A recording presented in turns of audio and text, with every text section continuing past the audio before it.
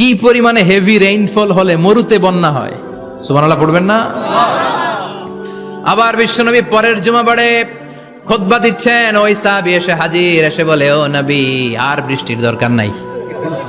যে বৃষ্টির দোয়া করতে বলেছিল সে এসে বলে, আর কিসের দরকার নাই? চিল্লায় বলেন, কিসের দরকার নাই? ও নবী, আর বৃষ্টির দরকার নাই, এবার বৃষ্টি বন্ধের দোয়া করেন। বিশ্বনবী আবার হাত তুলে বললেন, আল্লাহুম্মা হাওয়ালাইনা ওয়ালা আলাইনা, মানে আল্লাহ আপনি বৃষ্টি দেন, তবে এই এলাকায় না, ডানে বায়ে সামনে পেছনে চারদিকে দেন। সাহাবীরা মসজিদ থেকে বের হয়ে দেখে মদিনার চারদিকে এরকম গোল একটা চাকতি, এই চাকতি দিয়ে নীল আকাশ দেখা যায়, আর ডানে বায়ে সামনে পেছনে প্রচন্ড ঝড় ঝন্ডার বৃষ্টি।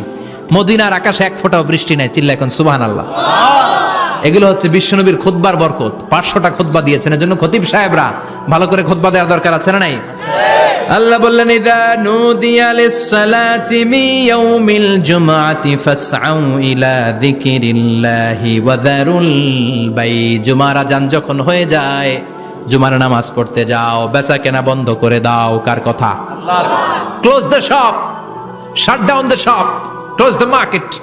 মার্কেট বন্ধ, দোকানের শাটার নামাও, ক্যাশ বক্সে তালা ঝুলাও, ব্যবসা প্রতিষ্ঠান, মার্কেট সবগুলো বন্ধ করে একজনের জিকিরের দিকে ছোটবা। তিনি কে? আল্লাহ।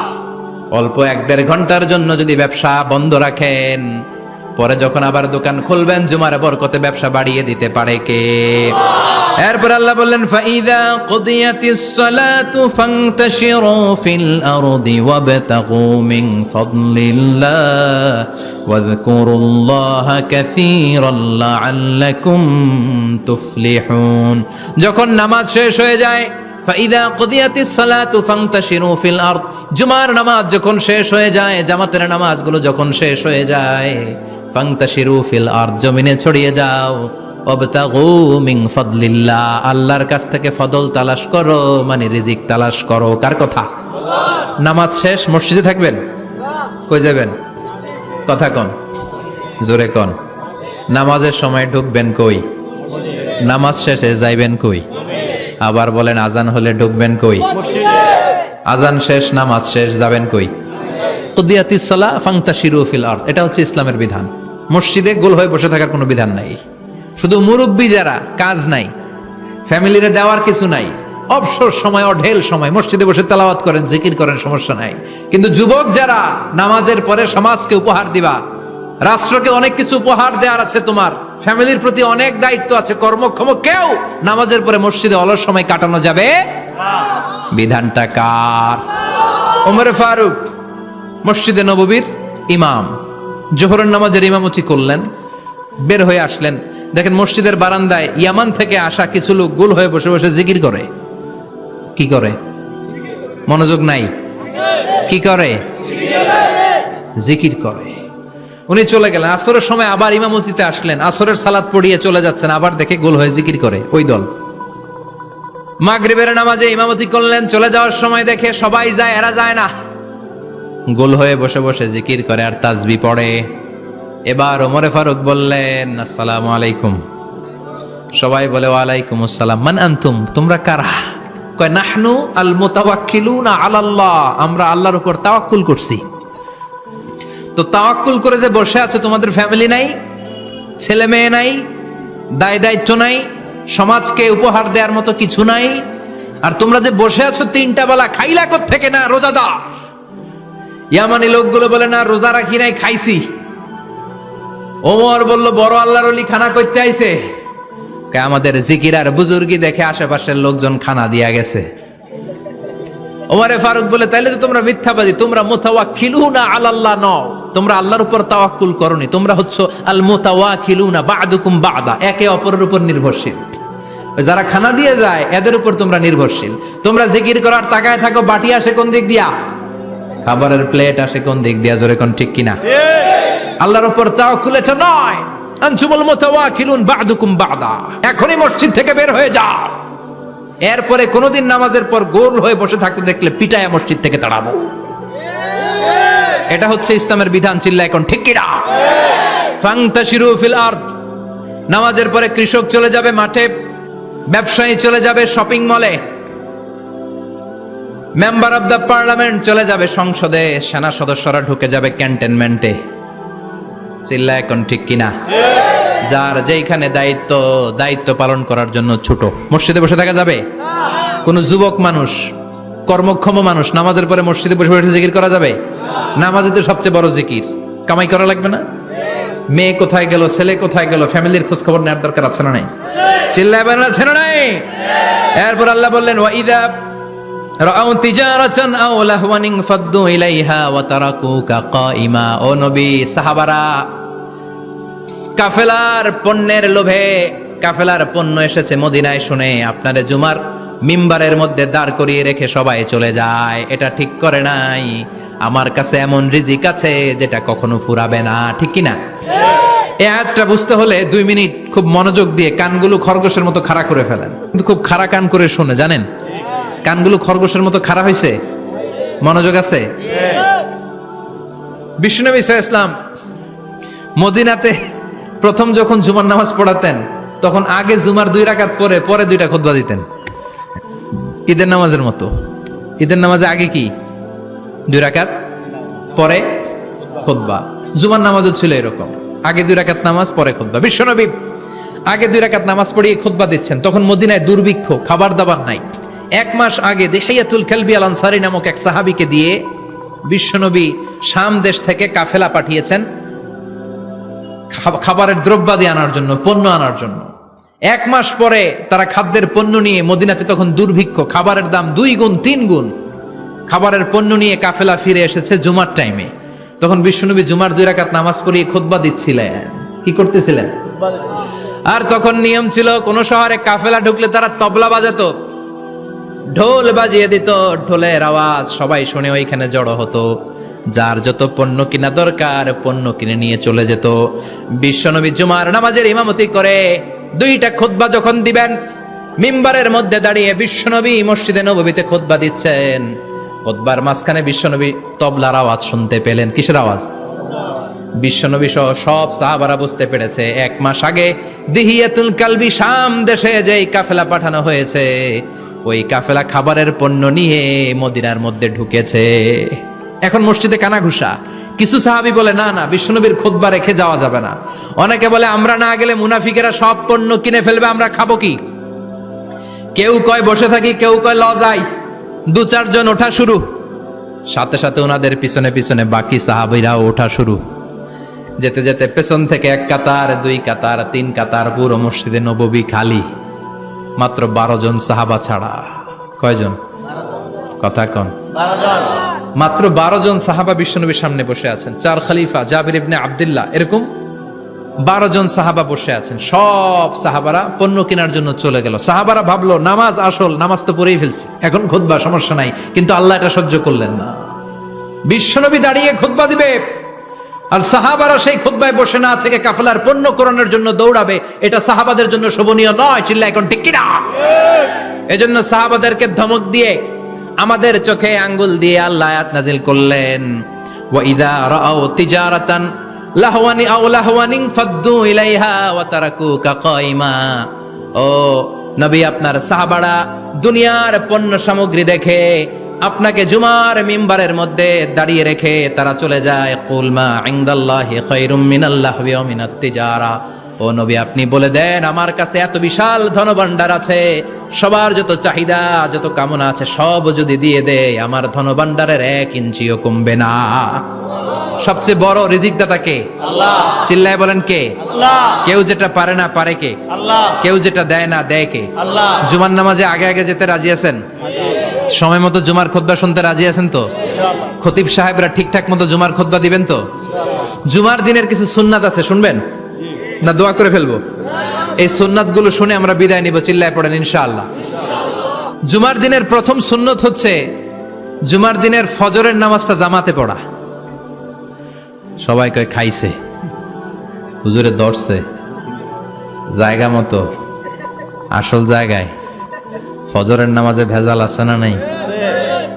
জুমার নামাজের প্রথম সুন্নত হচ্ছে ফজরের নামাজটা কি পড়া? জামাতে। আফদালুস সালাওয়াত ইনদাল্লাহি সালাতুল ফাজরি ফি ইয়াউমিল জুমআতি ফি জামাআহ। বিশ্বনবী বললেন জুমার নামাজের 15টা সুন্নত মুখস্থ রাখতে হবে। 1 নাম্বার সুন্নত ফজরের সালাত জামাতে পড়তে হবে। 2 নামাজ মুনাফিকদের কাছে সবচেয়ে কঠিন, একটা হচ্ছে ফজরের নামাজ আর একটা এশার নামাজ। এক আলেমকে জিজ্ঞেস করা হলো ফজরের বাতাসটা এত ঠান্ডা আর স্নিগ্ধ কেন? আলেম উত্তর দিয়েছিল, কারণ ফজরের বাতাসে মুনাফিকদের নাকের দুর্গন্ধ মিশে না। ফজরের বাতাসটা স্নিগ্ধ, ফজরের সময় আল্লাহওয়ালাদের আনাগোনা, মুসল্লিদের আনাগোনা, ইসলামের পক্ষের শক্তির আনাগোনা। চিল্লায় বলেন ঠিক কিনা? মসজিদে নববীতে জুমার নামাজের দৃশ্য আর ফজরের নামাজের দৃশ্য ছিল এক। বাংলাদেশে ফজরের নামাজের দৃশ্য আর জুমার নামাজের দৃশ্য এক নাকি? ফজরের নামাজের সময় মুসল্লি নাই, এক কাতারও হয় না, আর জুমার নামাজে পাক্কা মুসল্লি দেরি করে গেলে বারান্দায়ও জায়গা পায় না। কথা কন? তাহলে ফজরের নামাজটা আমরা জামাতে পড়বো ইনশাআল্লাহ। ইনশাআল্লাহ এত আসতে ইনশাআল্লাহ, আরো জোরে পড়েন ইনশাআল্লাহ। মনে থাকবে? ইমাম সাহেব কে মসজিদের? ইমাম কই? হাফেজ সাহেব কই? কালকে দেখবেন যে কি অবস্থা হয় ফজরের সময়। জুমার নামাজের মতো ভিড় হবে, আসা যাবে না। কথা কয় না? 2 নাম্বার সুন্নাহ হচ্ছে আসিওয়াক, মেসওয়াক করা। মাথরাতুন লিল ফাম মারদাতুন লিররাব। মেসওয়াক করলে দাঁত পরিষ্কার থাকে, আল্লাহ খুশি হয়ে যায়। বিশ্বনবী বলেছেন, যদি আমার উম্মতের জন্য কষ্ট না হতো প্রত্যেক নামাজের আগে মেসওয়াক করা আমি ফরজ করে দিতাম। সুবহানাল্লাহ। মেসওয়াক ছিল বিশ্বনবীর জীবনের শেষ আমল। এই মেসওয়াক করে বিশ্বনবী শেষ নিঃশ্বাস ত্যাগ করেছেন। আপনার নবী, আমার নবী, ওনার জীবনের সর্বশেষ আমল ছিল কি? সুবহানাল্লাহ কইবেন না? বিশ্বনবী জাইতুনের ডাল দিয়ে মেসওয়াক করতেন। বিশ্বনবী বলতেন, নি'মা সিওয়াকি আয-যাইতুন ফাইন্নাহু সিওয়াকি ওয়া সিওয়াকুল আমবিয়া মিন ক্বাবলি। জাইতুনের ডালের মেসওয়াক কতই না ভালো, কারণ এটা দিয়ে আমিও মেসওয়াক করি, আমার আগে সব নবীরাই জাইতুনের ডাল দিয়ে মেসওয়াক করেছে। সুবহানাল্লাহ। 3 নাম্বার হচ্ছে দুহুন, তেল মালিশ করবেন। বিশ্বনবী জাইতুনের তেল দাড়িতে, চুলে আর গায়ে দিতেন। বিশ্বনবী বলতেন, ওয়াদাহিনু ফাইন্না ফিত তাদহিনে বারাকাত। তেল খাও, তেল দাও, তেল মালিশ করো, তেলের ভেতরে আল্লাহ বরকত ঢুকাইয়া দিছে। তেল দিবেন তো? 4 নম্বরে আত্তিব, জুমার দিনে সুগন্ধি লাগিয়ে যাওয়া সুন্নাত। লাগাবেন? লাগাতে রাজি আছেন? বিশ্বনবী বলতেন, এই দুনিয়ার 3টা জিনিস আমার কাছে সবচাইতে প্রিয়। হুব্বিবা ইলাইয়া মিন দুনিয়াকুম সালাস। 1 হচ্ছে আন-নিসা, নারীদেরকে আমি পছন্দ করি। 2 হচ্ছে আত্তিব, সুগন্ধি লাগাতে আমি পছন্দ করি। বিশ্বনবীর কেউ সুগন্ধি হাদিয়া দিছে, বিশ্বনবী নেয় নাই, এরকম কোন ঘটনা ঘটে নাই। আল্লাহু আকবার। 3 নম্বরে কুররাতু আইনি ফিস সালাহ।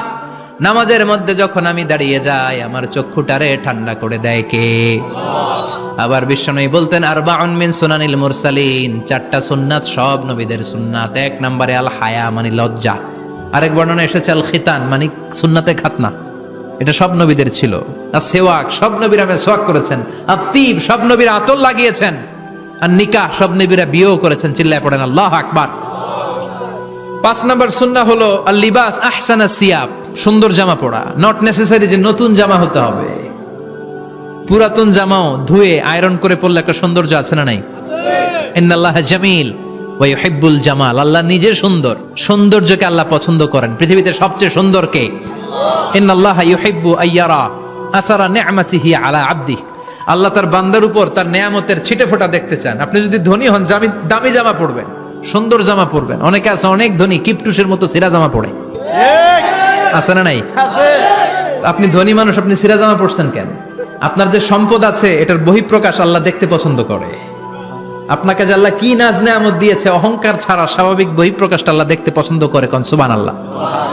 এরপরে 6 নাম্বার হলো ইকসারুস সালাহ আলান নবী, বিশ্বনবীর উপর বেশি বেশি দুরূদ পড়া।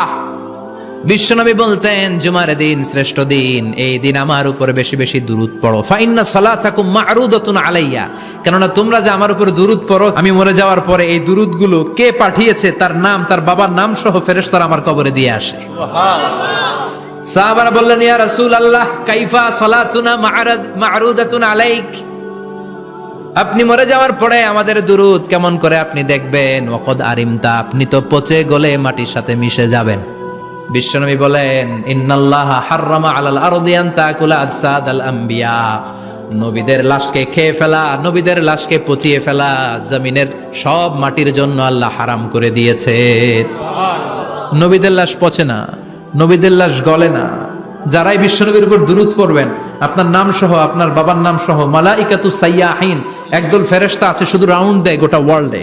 কারা বিশ্বনবীর উপর দুরূদ পড়েছে, এই দুরূদ নিয়ে, এই নাম নিয়ে বিশ্বনবীর কবরে তারা পৌঁছে দেয়। চিল্লায় পড়েন আল্লাহু আকবার।